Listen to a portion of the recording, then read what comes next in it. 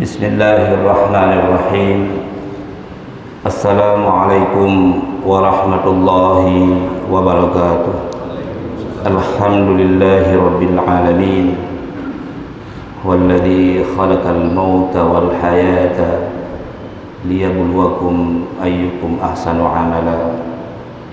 Asyhadu an la ilaha illallah wahdahu la syarika lah, syahadatan tunji qailaha minal muhlikat, wa asyhadu anna Muhammadan abduhu wa rasuluhu la nabiyya ba'dah. Allahumma salli ala sayyidina Muhammad wa ala alihi wa ashabihi ajma'in. Hadirin dan hadirat sidang jamaah subuh yang dimuliakan Allah Subhanahu wa taala, kita selalu bersyukur kepada Allah bisa hadir kembali, dan Allah yang hadir kembali di rumah Allah, dan Allah memberi kesehatan sehingga kita bisa bangun dan bisa salat secara berjamaah. Rasulullah bersabda, man shallal isya'a fi jama'atin faka'annama shalla al-laila nisfahu. Barang siapa yang mampu salat jamaah isya atau salat isya secara berjamaah, maka seakan-akan dia sudah salat malam setengah malamnya. Wa man shalla subha fi jama'atin faka'annama shalla al-laila kullah. Dan barang siapa yang mampu salat atau bisa salat jamaah, salat subuh secara berjamaah, maka seakan-akan dia sudah salat malam sepenuhnya atau seluruh malam. Begitulah kelebihan orang-orang yang bisa salat berjamaah. Maka kita bersyukur kepada Allah. Allah beri kesehatan, Allah beri hidayah untuk bisa selalu hadir di rumah Allah Subhanahu wa taala dan bisa salat secara berjamaah. Kemudian selawat dan salam selalu kita sampaikan kepada Nabi besar Muhammad SAW, Nabi yang selalu berjuang, bermujahadah agar umat ini bisa selamat dunia dan akhirat. Hadirin dan hadirat sidang jemaah subuh yang dimuliakan Allah Subhanahu wa taala, pada pertemuan yang lalu atau pada hari Selasa yang lalu kita sudah bicarakan tentang hak-hak istri. Saya ulang sedikit bahwa yang pertama kata Rasulullah, hak istri an tut'imaha idza ta'imta, jika kamu makan maka kamu beri makan istrimu, wa an taksuha idza tasaita, dan jika kamu berpakaian maka kamu beri pakaian kepada istrimu. Kemudian wala tadribil wajha, jangan kamu pukul istrimu, khususnya di wajah, karena wajah sudah saya terangkan itu adalah kemuliaan tubuh. Kalau cacat wajah maka cacatlah seluruh tubuh, kata ulama. Wala tahjur illa fil baiti, dan jangan kamu berpisah kalau ada masalah dengan istri, jangan kamu berpisah dengannya atau berpisah rumah, tapi berpisahlah ranjang atau berpisah kamar tempat tidur. Ada kesilapan saya pada minggu yang lalu, salah satu lagi ada hak istri yang silap dalam hadis ini saya belum sampaikan. Wala tuqabbih, dan jangan kamu jelek-jelekkan istrimu. Ulama menjelaskan jangan kamu wala taqul qabbahakillah, jangan kamu katakan kepada istri kamu diberi rupa yang tidak baik oleh Allah Subhanahu wa taala, walaupun pada kenyataannya seperti itu mungkin tidak secantik orang lain, itu tidak dibenarkan untuk kita katakan kepada istri bahwa dia tidak bagus rupanya. Itu dijaga betul dalam kehidupan rumah tangga, agar kehidupan rumah tangga itu selalu utuh. Kemudian yang sekarang, kalau tadi sebelumnya hak istri, maka pada pagi yang mulia ini kita coba terangkan tentang hak suami. Jadi jangan istri merasa sudah punya hak, tapi juga kemudian ada kewajiban. Apa kewajiban istri terhadap suami, atau dengan bahasa lain hak suami? Kata Rasulullah, alla takhruja min baitihi illa biiznihi. Di seorang istri, hak suami adalah hak suami terhadap istri. Istri tidak boleh keluar dari rumah kalau tidak ada izin suaminya. Ini hadis sahih dari agama, memberi batasan seperti itu agar betul-betul dijaga istri ini, dan itu adalah hak suami yang harus dijaga oleh seorang istri. Kemudian wa alla ta'zana fi baitihi illa biiznihi. Tidak boleh seorang pun masuk ke rumah atau tempat tinggal bersama kalau tidak ada izin dari suami. Tapi dalam pergaulan, maaf saja, karena kita sudah berhubungan baik, kadang-kadang tidak menyeleksi lagi. Banyak kejadian orang-orang yang masuk ke rumah itu karena kedekatan, maka terjadilah hal-hal yang tidak diinginkan. Akhirnya rumah tangga juga terjadi perselisihan dan pertengkaran, karena tadi merasa itu kawan dan sebagainya. Saya menarik, ada seorang yang menerangkan kepada saya, ada dua hal, kata beliau, yang tidak bisa dititip. Dua macam yang hanya dititip bangun. Yang pertama uang, yang kedua istri. Jadi walaupun gak tangannya lo dititip dia kulina lomba doanya hang beri buah daun Tuhan. Bukan ada kawannya pain hanya dititip bangun. Menyahana perlai betul itu mana ngaji dengan hanapan, maka hanapan harus dipakai. Saya sendiri merasakan uang itu memang dia menggiurkan. Nyena adalah tengah nak baru pakai dia untuk lumbai, maka terjadi sering utang tu sangat susah dibayar, karena memang kalau sudah dipakai susah itu. Maka walaupun do tangan yang sudah ditipeng tak baru menyahana perleh hana masalah. Gak ada orang yang menarik urina menanti bek, jangan dititip sama orang bek, anu dititip dia nyobanya begah. Kalau begah lagunya nyahana perleh punya hana pakai urina ini di tengah tiju kai pakai urina dan nyona begah lagunya.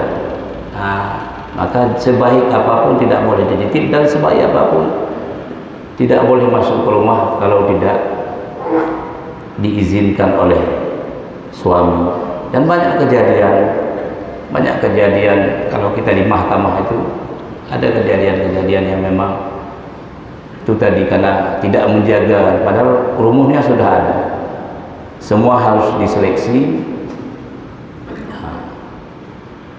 supaya jangan terjadi keretakan dalam rumah tangga.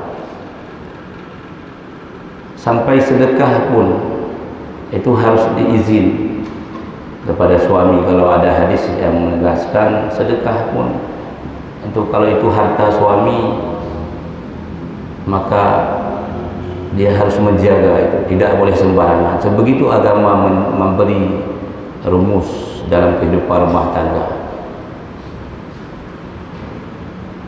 Kemudian yang penjelasan yang kemarin masalah nafkah, timbul masalah bagaimana kalau suami ini kikir. Kan timbul pertanyaan, krip, pernah hendak dalam riwayat itu ada dijelaskan hadis rumus kalau suami itu kikir? Ada. Keluarga Abu Sufyan, kalau dalam hadis ini saya cek hadis ada dari riwayat Ibnu Majah, Tirmizi, Bukhari, Muslim, artinya hadis ini sudah sahih. Pernah Hindun ini istri Abu Sufyan, ja'at Hindun ilan Nabi sallallahu alaihi wasallam. Suatu hari istri Abu Sufyan namanya Hindun datang kepada Nabi Muhammad sallallahu alaihi wasallam. Faqalat, kemudian Hindun ini bertanya kepada Rasulullah, "Ya Rasulullah, inna Aba Sufyan rajulun syahih." Wahai Rasulullah, suamiku namanya Abu Sufyan. Ini orang yang sangat kikir, wahai Rasulullah. Nyo tak jaga tanya baik sampai lagi nyo menal bahasa. Jangan sampai kita dilapor sama ulama ataupun yang lain kita adalah suami yang kikir. Apa yang kikir, apa yang disampaikan masalah oleh Hindun kepada Rasulullah tentang suaminya Abu Sufyan yang kikir? Wala yu'tini ma yakfini wa waladi. Wahai Rasulullah, suamiku Abu Sufyan tidak memberi nafkah yang layak, tidak cukup memberi nafkah kepadaku dan anak-anakku, kata Hindun kepada Abu Sufyan. Kemudian ditambah oleh Hindun ini, illa ma akhadtu min malihi wa huwa la ya'lam. Tapi Rasulullah karena kritat, kikir sekali, kemudian aku ambil dari hartanya.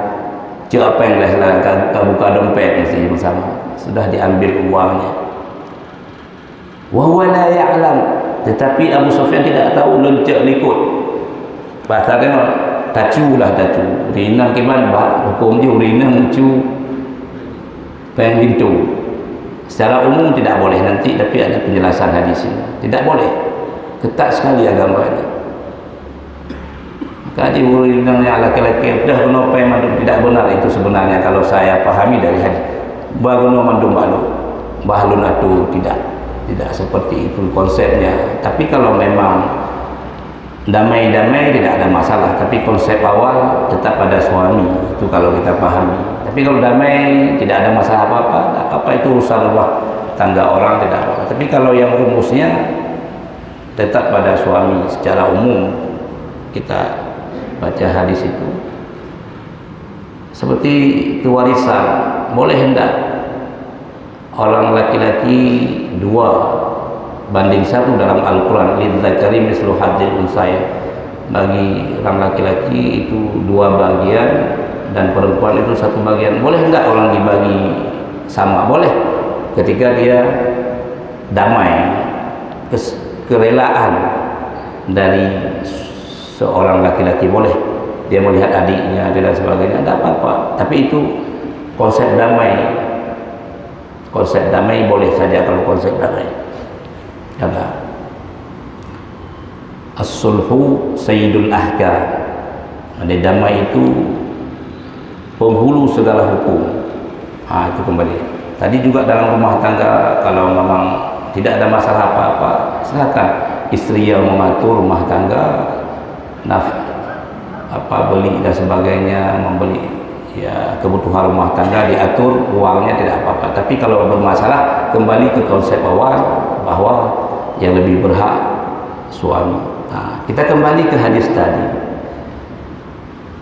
Ketika dilapor sama Rasulullah, bahwa suaminya Abu Sufyan seorang suami yang kikir, tidak memberikan kebutuhan yang cukup kepadaku dan anakku. Tetapi aku ambil, wahai Rasulullah, sedikit dari hartanya saya ambil. Dan Abu Sufyan tidak tahu apa kata Rasulullah menjawab pertanyaan ini. Inilah hukumnya tadi berdasarkan hadis ini, boleh tidak kita lihat di ujung hadis ini. Kata Rasulullah, khudhi ma yakfiki wa waladaki bil ma'ruf. Silahkan wahai Hindu, kamu ambil harta suamimu Abu Sufyan itu ya secukupnya, yang cukup kebutuhan kamu dan anak-anakmu.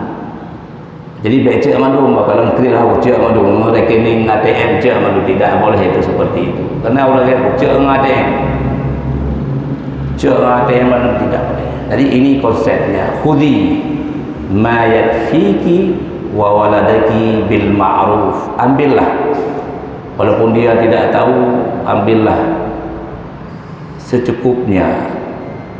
Nyatit 7 juta, cek 7 juta, baik sampai nampai kadang-kadang 10 juta, cek madu menambah berulat adanya.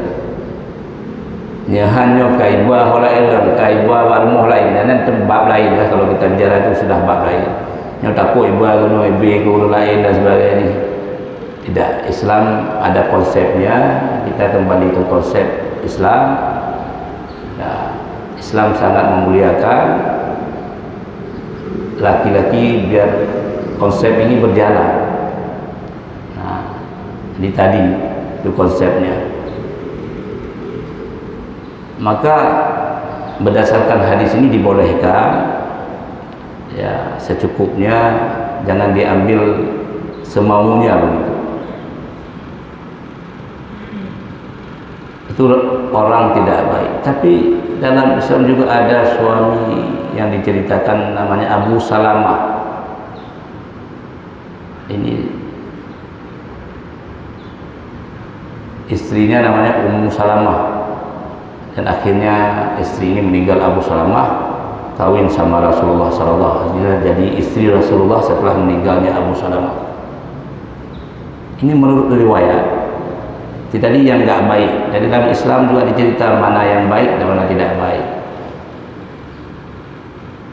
Kemudian yang baik ini Abu Salamah ini, saking baiknya Abu Salamah ini ketika meninggal, yang melamar Rasulullah pernah ditolak, tapi walaupun akhirnya jadi, ya,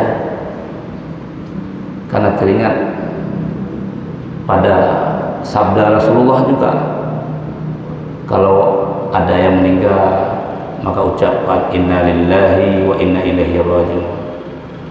Kemudian, ya Allah, kalau meninggal suami, gantikan yang lebih baik daripada misalnya suamiku yang telah meninggal. Itu kan doa-doa orang meninggal. Kemudian Allahumma ajurni fi musibati, ya Allah berikan pahala terhadap musibahku ini. Ini 3 pelajaran ini diajarkan oleh Rasulullah, dan hadis ini diingat oleh Ummu Salamah. Mengingat hadis ini, dan ada orang yang lebih baik, kata Rasulullah yang melamar mau. Tetapi sebelumnya Ummu Salamah pernah bertanya kepada Rasulullah ketika ya dilamar itu, menurut riwayat, hal minan nasi khairun min Abi Salamah. Wahai Rasulullah, kira-kira ada lagi tidak orang sebaik Abu Salamah? Setelah saya baca apa kebaikan sampai istrinya itu tidak mau kawin. Ada orang cilaki habis umur lorina kan bahaya, padanya ni laki yang kan bahaya kebalikan. Ini sudah meninggal, ada yang datang sekelas Rasulullah tidak mau kawin. Tapi kan hebat Abu Salamah, setingkat Rasulullah. Akhlaknya pasti masalah akhlak. Ini baik. Kalau bicara orang tidak mau kawin pasti masalah akhlak, bukan masalah uang. uang banyak orang punya uang. Tetapi yang saya yakin itu sudah saya baca betul ternyata. Jadi Abu Salamah tidak pernah marah sama istri. Mana tapoh tapi dilakin wa abi muda yang tapoh rina. Nya timbu rina. Ya Allah, malu hanya belum tinggal itu. Tapi jadi necek leron tak benar masalah. Necek betul ya Allah. Pasti berdoa orang kalau sudah tidak, tapi tidak selalu karena difikir. Kadang kebanyakan yang saya dapat di mahkamah itu karena berfikir keluarga. Dipikirnya langkau lu pikir ke anu Pak Hakim kabarokah lu najukan tu maka orangnya bentanya oleh ben apa namanya dia tu. Nah, jangan damaikan kami lagi. Kalau memang damai, kami tidak hadir di sini. Bukan. Seandainya nak berdamai kamu, jadi kami hadir ke mahkamah ini karena ada masalah Pak Hakim. Jadi beda ke hakim yang peceri-peceri ulun tidak. Yang betul ya, kadang-kadang kamu susah saja dari aja Pak Hakim apa kena atau neraka tidak. Jadi jangan salah paham. Kita sudah damaikan, setiap perkara itu didamaikan. Pertama ada namanya mediasi, didamaikan dulu sebelum perkara masuk, tidak diperiksa perkara. Dia ada peraturan Mahkamah Agung nomor 1 2008 kemudian direvisi. Jadi peraturan Mahkamah Agung nomor 1 2016 dua-dua tentang mediasi diperbaiki saja. Sejak tahun 2008 itu sudah ada perdamaian di luar sidang. Jadi dah Hudaybiyah tapi saya perkara masuk para pihak suami istri kita periksa. Kemudian kita kasih tahu ada peraturan Mahkamah Agung, kita tidak lanjutkan perkara dulu. Saudara mediasi dulu. Di mediasi itu ada waktu 30 hari dan kemudian bisa ditambah lagi kalau sekarang 30 hari. Tapi dari tetambah bantah tambah kadang bena berdamai kamu di. Nah, nubutuh juga lagi. Hana pun makut dong. Kamu yang tanggung jawab menanggung. Nanti begitu sakit orang.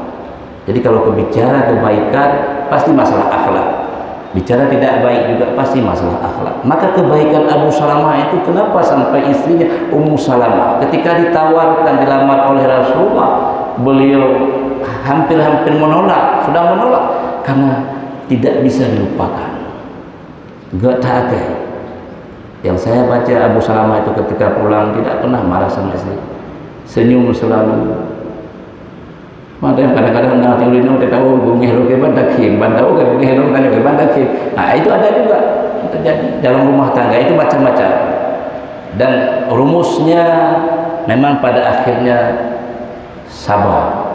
Maka ulama mengatakan as-sabru kas-sabili murrun fi madzaqatihi walakin awaqibahu ahla minal asali. Sabar itu ibarat apa kulit kayu. Kamu potong, kata ulama, kulit kayu itu, coba rasakan kulit kayu itu. Kulit kayu kan pena, yang mantau deh lah. Kita mati ni kahana rasa dia lah. Tapi yang mantau deh dia aku. Akhirnya kesabar. Waktu cek baridah kan pena. Begitulah sabar, pahit sabar itu. Walakin awaqibahu ahla minal asali. Tetapi akibat-akibat sabar, buah daripada sabar itu dia pasti manis. Ahla bil asal. Bahkan kata Allah lebih manis daripada madu sabar itu. Buah daripada sabar.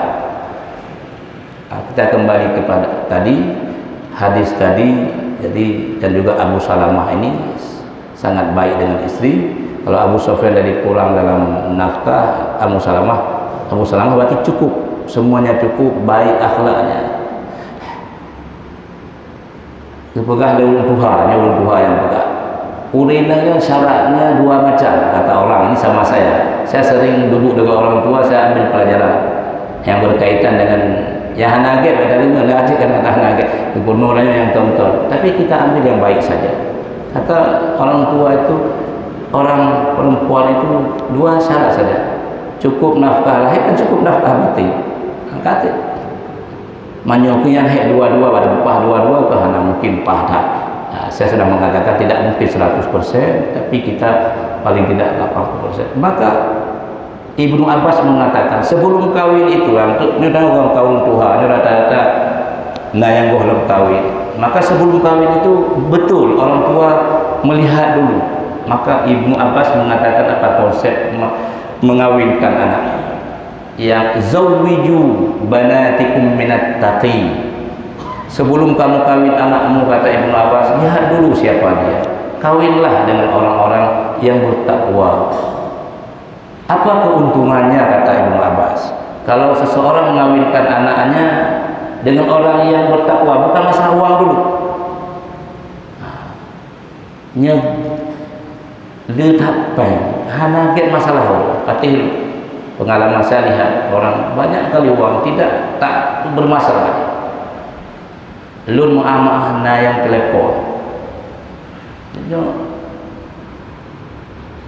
dimo rina yang dipegang masalah-masalah dimo badannya di mama mau turing dan badan balik turun naik pegang kalau di Tuhan hanya mungkin itu karena itu bermasalah kenapa tiba ya balik turun, kecuali masalah anak yang bermasalah dia lapor sama suami. Kalau suami dengan istri bermasalah pasti dia cari orang lain. Maka jadi kadang-kadang yang telepon Ustaz Amin akeh pegawai ya pakar lintulung tak bermasalah dan pakar ke Tabuh di Medan kai mau maam nana mau sedih lah kalau yang sedih saya ketika dia laporkan wahai Ustaz Amin, yang sedih saya di istrinya yang mengatakan ketika anak menyatakan kok sampai hati orang tua seperti itu dilaporkan oleh anak kepada istri. Di situlah menangis istri. Ketika makalah anaknya hanya itu rina. Nyatanya agamanya ada masuk ulun agak akhirwatin betul tanya umani. Betul. Punya urinang beda. Urinang itu sangat lebih mereka cintai. Lalu aku urinangnya lebih cinta kepada keluarga atau dalam perasaan terhadap keluarga dibanding dengan agama nyolah hana menumpuk tiuro aja nyaurinang aja. Maka ketika ada anak-anak yang melaporkan masalah keluhan dan sebagainya itu menangis. Maka kita jaga ini, mudah-mudahan tidak sempurna kita. Maka kata Ibnu Abbas, zawwiju banatikum minat taqi. Sebelum kamu kawin jangan menyesal setelah mengawinkan anak. Maka sebelum kawin lihatlah, kata Ibnu Abbas, kawinlah dengan orang-orang yang bertakwa walaupun mungkin uangnya tidak begitu banyak. Kenapa? In ahabbaha hafidaha. Kalau dia suka sama anakmu, masih suka, masih cinta sama anakmu, hafidaha, dia akan menjaga anakmu. Dia beri makan, dia beri pakaian dan sebagainya, dia tidak memukul. Itu kalau dia cinta. Wa in karihaha, tetapi ketika nanti suatu saat dia bosan, tidak suka lagi, lam yadlimha. Orang bertakwa pasti tidak akan menzalimi istri. Itu keuntungannya. Bedanya apa pemahamannya? Kalau orang tidak bertakwa, kalau dia suka ya masih dia jaga karena dia masih suka. Tetapi ketika dia tidak suka lagi, nyomain, kata Ibnu Abbas, maksudnya ini main dia. Kalau dia tidak sudah suka, dia cari masalah. Bagaimana ada masalah, biar selesai masalah dengan dia buat masalah. Tetapi orang-orang bertakwa dia pasti cari jalan yang terbaik, tidak akan memukul. Maka kata ma daraba hadza qattun wala imra'atun wala khalimallah. Tangan ini, kata Rasulullah, tidak pernah memukul. Tangan ini tidak pernah memukul. Baik istri, bahkan pembantu, tangan ini tidak pernah menyentuh orang, kata Rasulullah. Dia mengajarkan hidup tidak harus dengan keras, bisa hidup dengan sifat. Maka Rasul juga sering bersabda, takhalaq bi sifatillah, hiduplah kamu dengan sifat-sifat Allah. Allah punya sifat rahmat, Allah punya sifat rahim. Maka dalam kehidupan masyarakat, kehidupan keluarga, hiduplah dengan sifat Allah, rahman, rahim, beri dan sayang, kasih dan sayang, itu sifat Tuhan. Maka kepada istri, kalau ada sifat ini, tidak mungkin istri juga atau rumah tangga tidak baik. Pasti berjalan sesuai dengan ya dikehendaki oleh Allah dan Rasul. Mungkin untuk mukadimah belum beri tabuh pertanyaan, mantang 6.30 kita berhenti. nanti ada waktu senggang silakan. Satu saja berkaitan dengan hukum keluarga, lalu hukum lain mungkin Ilmu jauh khusus tentang ini masih ada ndak yang kira-kira tua le tengku baru sonan Ismail lah ya yang masa ingat mantan tua